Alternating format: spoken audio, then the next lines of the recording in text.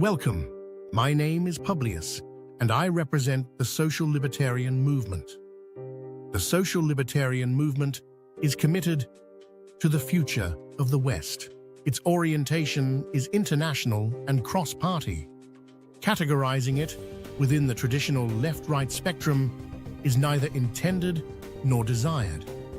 The social-libertarian program sets out in 10 points measures and values that are considered essential for the sustainable safeguarding of economic stability and societal prosperity. The goals of the movement go beyond the pursuit of short-term popularity or the exercise of power. Rather, it aims for the long-term development of a social libertarian consciousness through education and solidarity. Our 10 points are as follows. 1. Market economy. The entrepreneurial accumulation of wealth is not immoral but essential in order to enable future investments. Moreover, dynamic economic development is not possible without risky activities that involve the possibility of losses. Excessive appropriation of profits prevents the preparation for potential losses and thus hinders entrepreneurial activity itself. Wealth is only generated when the output of a production exceeds its costs. The state is obliged to keep the production costs caused by regulations low. Taxes, including comprehensive loss, carry-forward options, must also be set at moderate levels. In a digital economy, the observance of copyright and personal rights becomes increasingly important. Artificial intelligence, which is based on training data, should in the future only be operated under the condition of distributing appropriate royalties. 2. Economic governance. Since regulations act as cost drivers that hinder economic activity and thereby the creation of positive externalities, regulations should only be permitted to prevent significant negative externalities. Crimes such as robbery, deception, fraud, etc. fall under the jurisdiction of criminal or civil courts. Safety precautions that can be taken by the affected parties themselves should not be imposed on entrepreneurs. It is not the task of the state to force out small-scale economic structures from the market in the interest of higher economies of scale. Abuse of dominant market positions must be prevented, taking all circumstances into account. The steering of innovation and the economy, apart from the realm of national military defense, is solely the responsibility of free enterprise. 3. Free trade. If regulatory burdens impair international competitiveness, the state is obliged to impose tariffs on foreign products produced under lower standards or to provide compensation in the form of subsidies. International competition must be permitted based on considerations of overall societal welfare. Therefore, it may be necessary to protect a high wage level by restricting immigration, while it may be impermissible to aim at depressing wage levels by promoting immigration. The acquisition and maintenance of pricing power through technological advantage should be encouraged via fair international relations, not through state-managed economies or the paternalism of teaching and research. 4. Population development. The strategy of planned immigration to counteract aging should be avoided, insofar as such immigration can only be achieved through illegitimate and destabilizing interventions in the countries of origin. Instead, a pro-natalist policy should be prioritized, particularly through the creation of jobs aligned with family life. The resulting burdens, such as reduced economic dynamism, even declining levels of prosperity, and necessary adjustments in ownership structures, must be accepted in the interest of long-term, stable, and sustainable development. 5. Tax policy. The demographic subsistence minimum, which especially includes the means necessary for the acquisition of residential property, must be entirely exempt from direct or indirect taxation. Otherwise, a work obligation akin to slavery would be enforced through the instruments of pauperization and precarization, which would only lead to more poverty and precarity. 6. Public finance.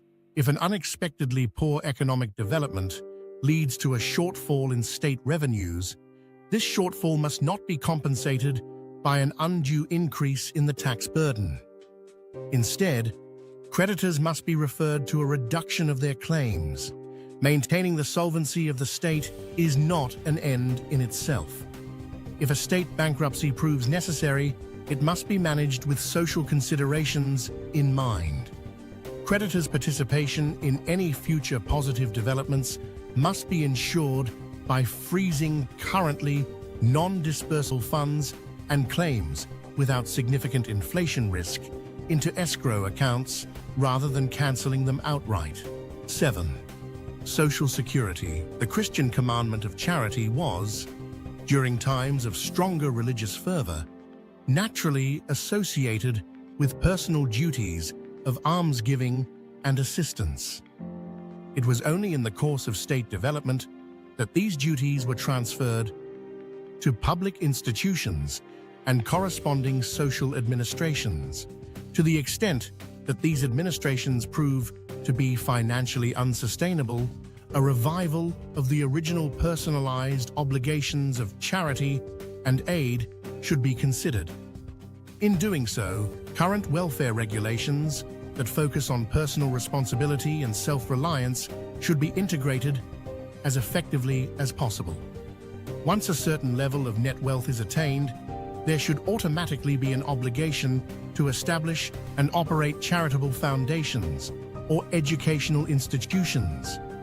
The specific scope of services provided should be left to the discretion of the founders, provided a minimum standard is maintained.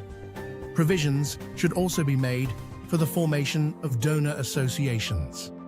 The Social Security contributions collected from below-average incomes over the past 10 years are to be reimbursed by the state and offset as far as possible through supplementary foundations.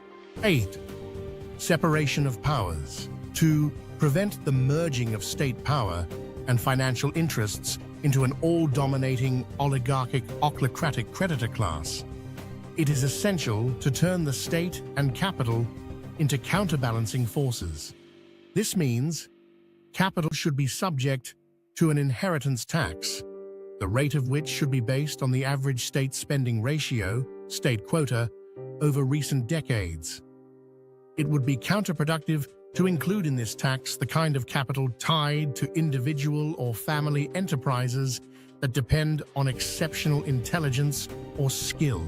9.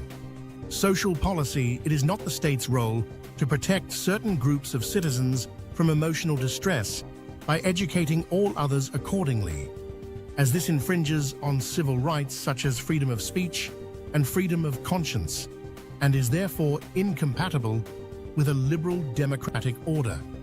Nonetheless, regulations must be enacted to prevent serious offenses against honor or morality, provided the related moral and honor-related sensitivities serve a particular purpose in supporting social order. In particular, prostitution and pornography should be largely suppressed. Consciousness-shaping efforts beyond that can be pursued through balanced media reporting and promoted by civil society organizations.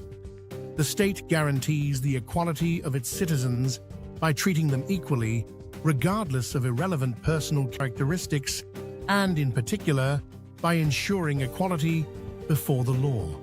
Positive discrimination is only permissible if it produces a general benefit, especially for those affected by it. If such benefits have not materialized in the past, the state must take responsibility and provide appropriate compensation. 10. Immigration and emigration.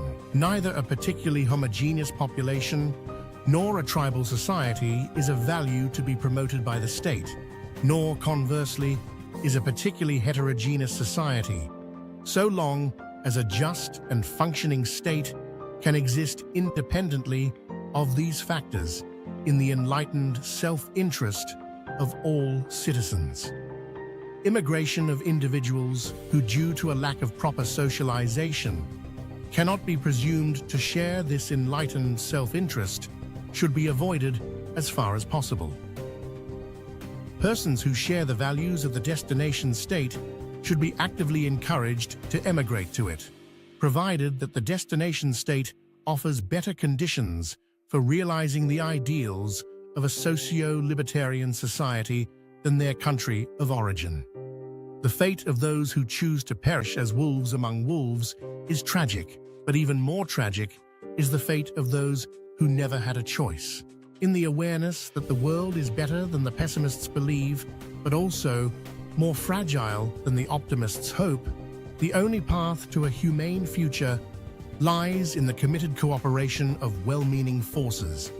The above program is intended to serve them as a shared starting point.